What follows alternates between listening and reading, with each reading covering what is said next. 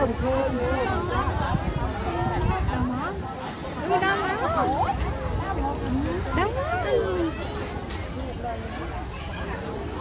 Này đau máu bên lá nó chui.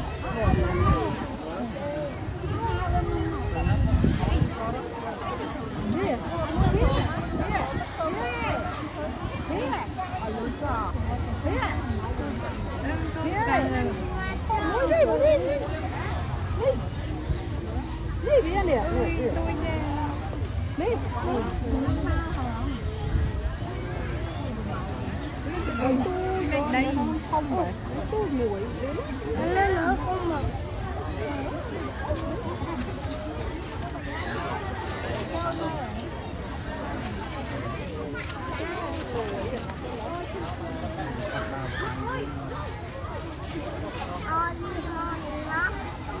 Không sao.